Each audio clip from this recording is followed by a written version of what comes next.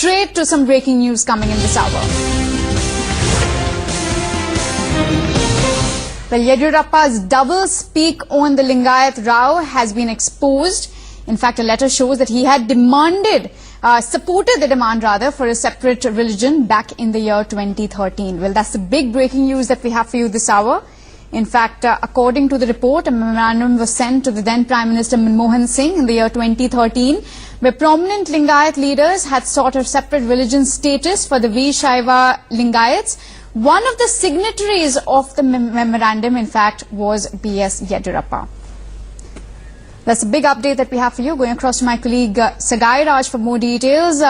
Sagai, this of course contradicts his opposition to Chief Minister Siddaramaiah's announcement that he would recommend the centre to grant separate religion status for Lingayats. Absolutely. This contradicts his opposition to Chief Minister Siddaramaiah's announcement that he would recommend the centre to grant separate religion status for Lingayats. And the memorandum was written by Shamanur Shivashankarappa, the president of Ahikal Bharata Veerashaiva Mahasabha, umbrella organization of Veerashaiva and Lingayats across the state, across the country. Had urged then... Right, in fact, stay on with us, Sagai Raj. Also joining us on the broadcast is Brijesh Kalappa. Sir, your thoughts on this letter that has been exposed? It shows that BS Yeddyurappa actually supported the demand for separate religion status for Lingayats way back in 2013. See, the request for a Lingayat religion is not a new demand. It's been a long-pending demand. It's been on since the 1960s. And Mr. Yeddyurappa has only spoken about it in 2013, but this has been a long-pending demand. Now, not just Mr. Yeddyurappa, a whole lot of BJP leaders and Lingayat leaders belonging to the Bharatiya Janata Party have been signatories to that petition in 2013.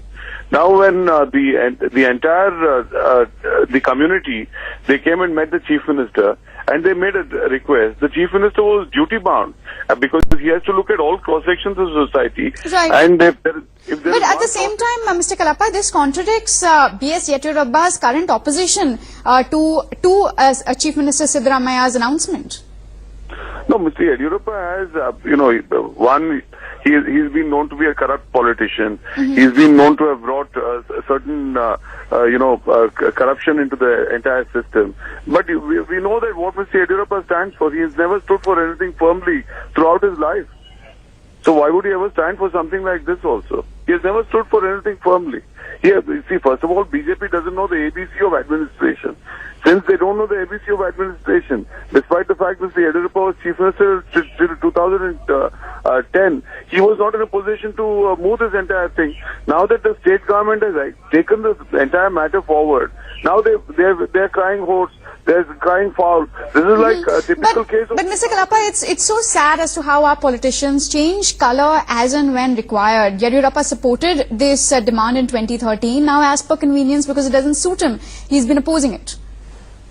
Yeah, not just Yeddyurappa. In fact, the entire BJP. Yesterday I was hearing BJP spokesperson say that this was a demand of the KJP when Mr. Yeddyurappa was in power.